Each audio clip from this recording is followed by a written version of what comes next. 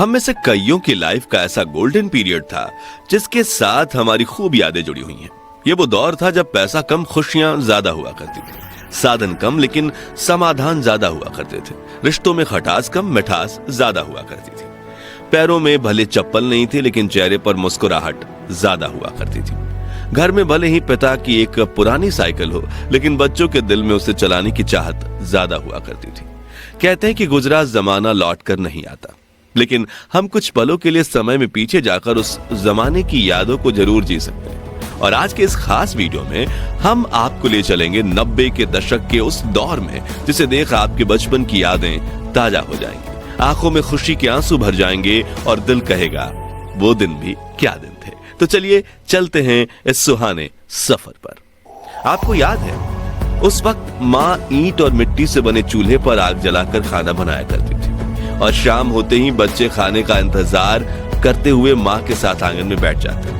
चूल्हा जलाने के लिए खेत से पतली सूखी लकड़ियां तोड़कर लाई जाती थीं और जिसके घर में गाय भैंस हुआ करती थी वो उनके गोबर के उपले या थेपड़ी बनाकर उन्हें सुखाते थे, फिर चूल्हा जलाने के लिए उनका इस्तेमाल होता था। और जिसके घर गाय भैंस नहीं होती थी वो पड़ोस से या मार्केट से 1 रुपए के 2 दर्जन गोबर के उपले खरीद कर लाते थे। फिर माँ फूंक फूंक कर चूल्हा जलाने की कोशिश करती थी और जब वो जल जाता था तो बच्चों की खुशी का ठिकाना ही नहीं रहता था। वहीं जब सब्जी मंडी जाने का मौका मिलता था तो वहां दुकानदारों को कोयले से जलने वाले चूल्हे पर पकौड़े, समोसे और कचौड़ी बनाते देख मुंह में पानी आ जाता था। और सामान के लिए मिले पैसों से कुछ पैसे बचा के हम नाश्ता खाने में खुद को रोक नहीं पाते थे। उस समय ना वॉशिंग मशीन होती थी, ना ज्यादातर घरों में पानी के नल।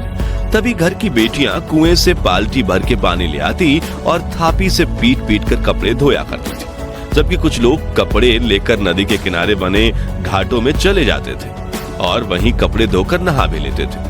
आजकल तो लगभग सभी के पास पक्के मकान हैं, लेकिन उस दौर में गांव में सिर्फ एक आधा लोगों के पास ही पक्के के मकान हुआ करते थे। बाकी गांव के पास मिट्टी से बने हुए कच्चे घर हुआ करते थे।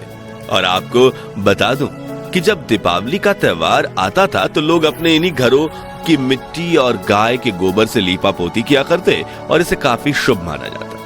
लोगों के घरों की दीवारें आला या ताक कहे जाने वाले ऐसे स्थान जरूर दिख जाते थे जहां छोटी चीजें बहुत रखी जाती थी।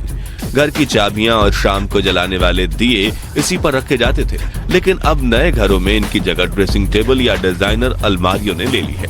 तस्वीरों में दिख रही ये चिड़िया उन दिनों खूब दिखा करती थी, लेकिन आज ये विलुप्त होने की कगार पर पहुंच गई है। आपने इस चिड़िया को आखिरी बार कब देखा था और इसके मधुर ध्वनि का दीदार किया था? कमेंट्स में बताइए।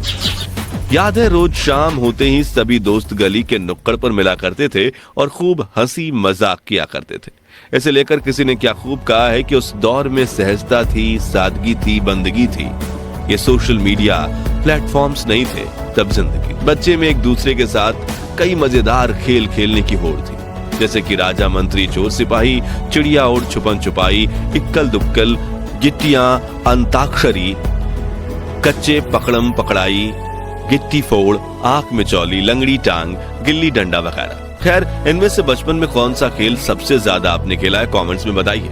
और अगर बचपन में आपने ये खेल नहीं खेले तो आपने 90s के बचपन का एक सुनहरा दौर मिस किया है। वहीं ये माचिस की ताश देखकर आप में से कुछ लोगों की आंखें भर आएंगी। ये ताश वही बच्चे बनाते थे जिनके पास ताश की गड्डी खरीदने के पैसे नहीं होते थे, लेकिन अपने रूल्स के साथ अपनी ताश खेलने का मजा ही कुछ और था। याद है वो स्वादिष्ट कैंडी जो 90 के दशक की शान हुआ करती थी। गुरु चेला जिसमें कैंडी का पैकेट घुमाने पर फोटो बदल जाती थी। पान पसंद, मैंगो बाइट, चटपटी कैंडीज, इकलिया, किस्मी, इमली की गोली, खाने वाली सिगरेट, जेम्स, आम पापड़, कप में मिलने वाली स्वादिष्ट जेली और मिल्की बार। ये कुछ ऐसी कैंडीज थी जो पूरे भारत में जोरों शोरों से बिका करती थी।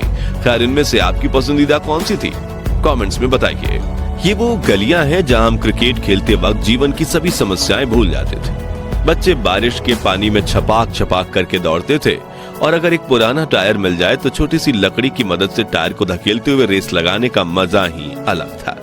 ये वही मोहल्ले हैं जिनके साथ हमारी सैकड़ों यादें जुड़ी हुई हैं। ये वही पेड़ हैं जहां देश के लाखों बच्चों को प्राथमिक शिक्षा मिली है और जिन बच्चों को स्कूल जाने का सौभाग्य प्राप्त होता था वो महंगी बेंच नहीं बल्कि ऐसी लकड़ी की चारपाई पर बैठकर पढ़ते थे जब पहली बार बंगाल में इंग्लिश स्पीकिंग क्लास खुली थी तब ऐसे दीवारों पर एडवर्टाइजमेंट दी गई थी, लेकिन आजकल तो अंग्रेजी के सामने हिंदी भी फीकी पड़ने लगी है। अब नजर नहीं आते ये डाकियां जिनकी साइकिल की घंटी सुनते ही घर में खुशियों की लहर दौड़ उठती थी। पोस्ट ऑफिस तो आज भी है, लेकिन खत लिखने वाला कोई नहीं है। याद है गांव से शहर गए लोग जब परिवार को एसटीडी पीसीओ पर फोन किया करते थे तो पूरे गांव में खुशहाली फैल जाती थी। प्रेमी प्रेमिका तय किए गए समय पर एसटीडी बूथ के पास बैठकर एक दूसरे को फोन लगाने की राह देखते थे और सिक्के खत ना हो इसलिए बात करने से ज्यादा ध्यान सेकंड्स पर होता था। लेकिन यार मजा बहुत आता था। ये वो दौर था जब कांच की बोतल में तेल और रस्सी डालकर घंटों तक जलने वाली चिमनी बनाई जाती थी और रात को लाइट जाने पर इसे जलाकर घर वालों के साथ खाना खाया जाता था। याद है उस वक्त हमारी दादी नानी सिलबट्टे और मूसल में ताजी सब्जियों को पीसकर स्वादिष्ट चटनी बनाया करती थी। आटा पीसने के लिए घर पर ही 2 पत्थर वाली घटी यानी चक्की का इस्तेमाल किया जाता था। कुछ के घरों में मिट्टी के बर्तनों में खाना बनाया जाता था और खाने की हर बाइट में आने वाली मिट्टी की खुशबू मन को प्रफुल्लित कर देती थी। बर्तन भी स्टील के नहीं थे बल्कि लोहे, तांबे, पित्तल और कांसे के हुआ करते थे और डाइनिंग टेबल की जगह जमीन पर बैठकर हाथ से खाने का मजा ही कुछ और था। चलिए अब हमारे प्यारे राजस्थान में चलते हैं और 90 के दौर की कुछ ऐसी यादों को ताजा करते हैं जिनके बारे में शायद आजकल के बच्चे को पता तक नहीं होगा। तो उस वक्त राजस्थान के गांव में कई लोक नृत्य करने वाले समूह आया करते थे, जिनमें कुछ लोग स्वदेश में बने म्यूजिक इंस्ट्रूमेंट्स बजाया करते थे और कुछ उस मधुर धुन पर नृत्य करके गांव के बच्चे बूढ़ों का दिल मोह लिया करते थे। गांव शहरों में कठपुतली का खेल भी होता था, जिसमें कलाकार लकड़ी से बने गुड्डे गुड़ियां नचाकर खूबसूरत कला का प्रदर्शन करते थे। लेकिन समय के साथ ये कला ठंडे बस्ते में चली गई।